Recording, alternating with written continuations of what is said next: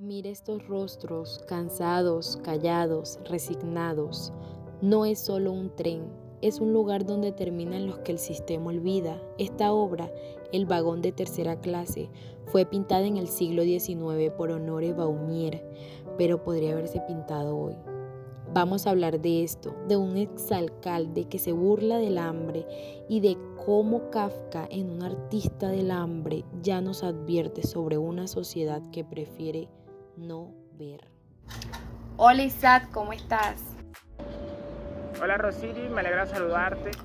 Bueno Isaac, hoy vamos a hablar sobre un tema muy importante, el por qué estas personas que creen que están en el poder hablan del hambre como si fuera ajena, como si no les doliera. Soy Rosiris Pérez y él es Isaac Ochoa y en este episodio de podcast queremos hablar sobre un tema que no solo ha sido polémico, sino profundamente revelador.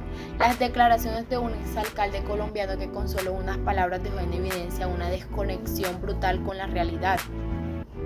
Y para arrancar, quiero traerles una imagen que siempre me ha impactado, la de un artista del hambre de Franz Kafka, un hombre que se deja morir del hambre frente a un público y a nadie le importa. Lo miran, lo olvidan y a veces pareciera que esta historia no es ficción, sino un reflejo de esta realidad que vivimos. Así que pues para entrar en materia le doy la palabra a mi compañero Isaac Ochoa. Isaac, ¿tú crees que esta historia se está repitiendo, la de Kafka? La cuestión que me acabas de hacer, y no solamente a mí, sino también al televidente que se encuentra en estos momentos observándonos, preguntándose, ¿será posible que estos dos estudiantes sean capaces de responder a semejante inquietud, a semejante cuestionamiento que afecta a las poblaciones vulneradas, a las poblaciones marginadas por parte de entes corruptos y oligárquicos?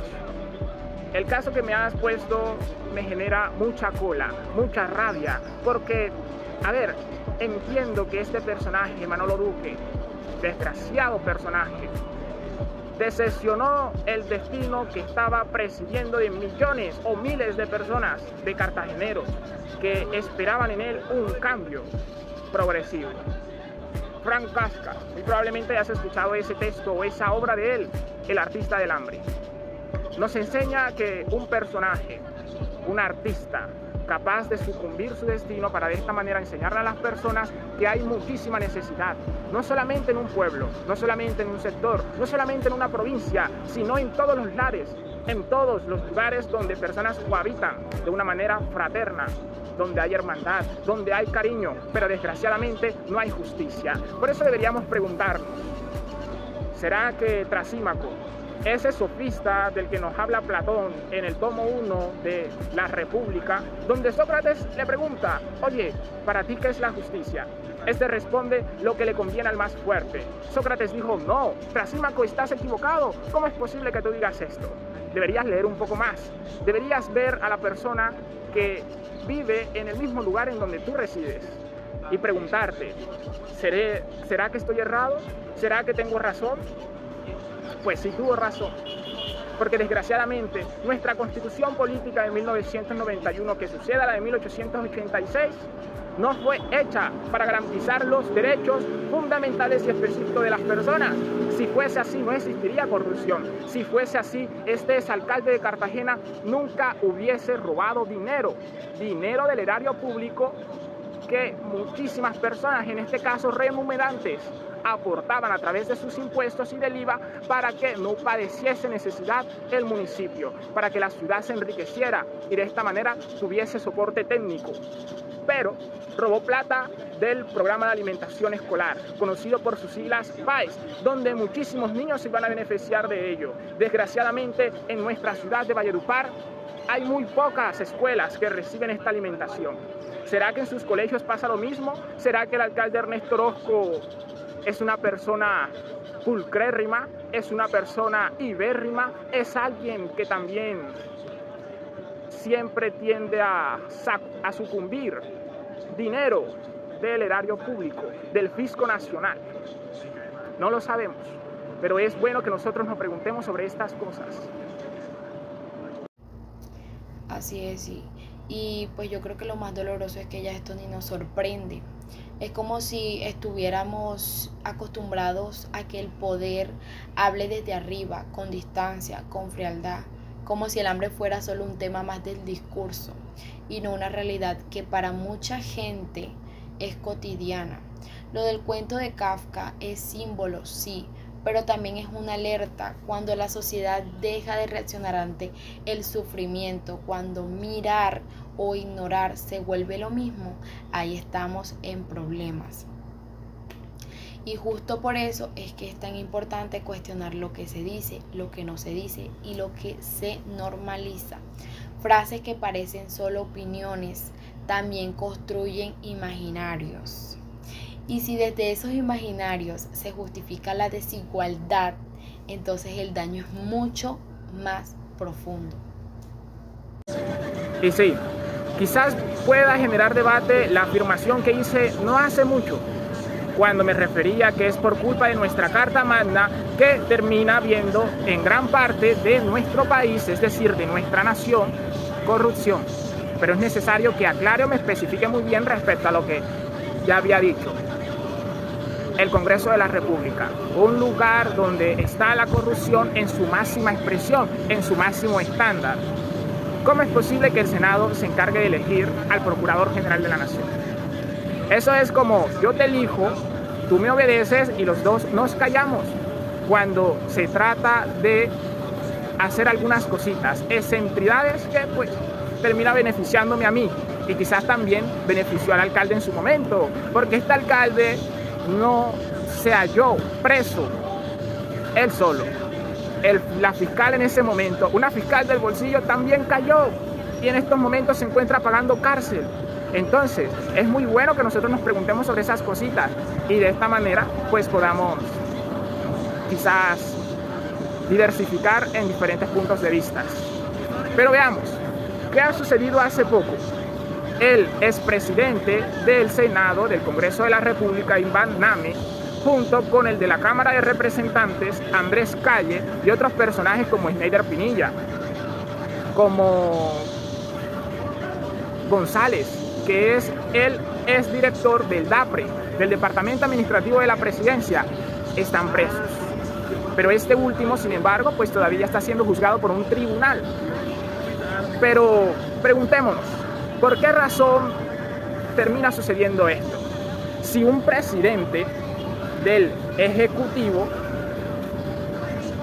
y del Legislativo, porque a ver, en el Congreso de la República no solo hay corrupción, han habido presidentes de la República que también han sido culpabilizados por parte de la Fiscalía General de la Nación o la Corte Suprema sobre algunos casitos.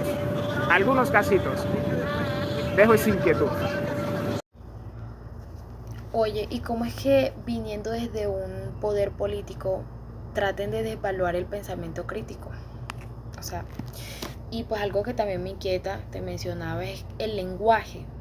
Puede volverse una forma de violencia. A veces no es necesariamente gritar, insultar ni agredir directamente. Basta con una frase maldicha, una palabra indiferente, una opinión dicha desde el privilegio para herir a miles de personas sin siquiera notarlo.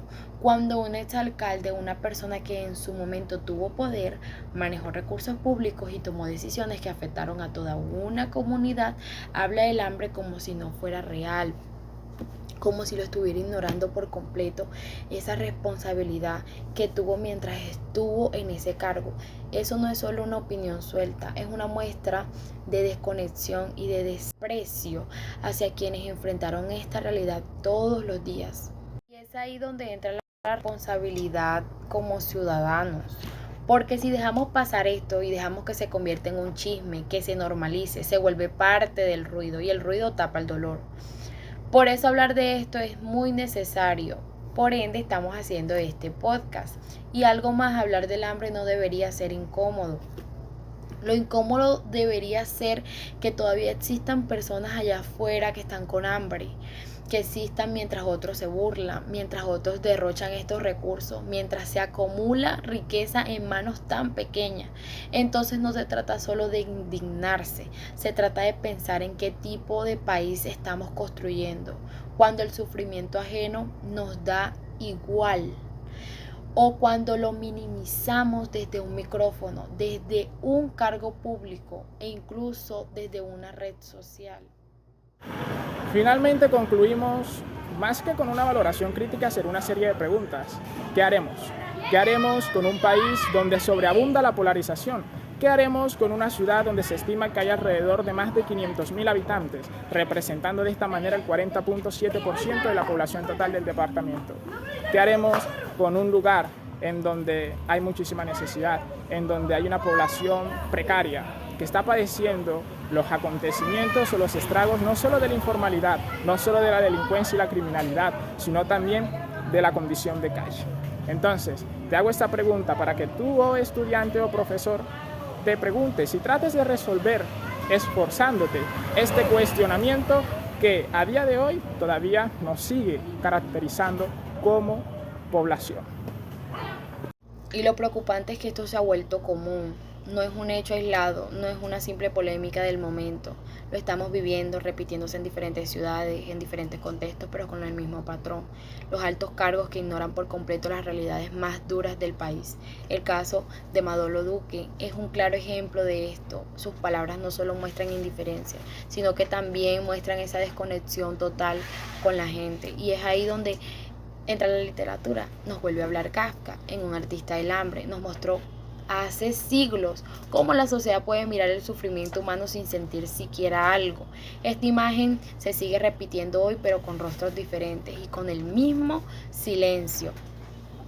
Por eso no se queden callados, hablen, cuestiónense, compartan, porque el silencio también es una forma de permitir que esto siga pasando.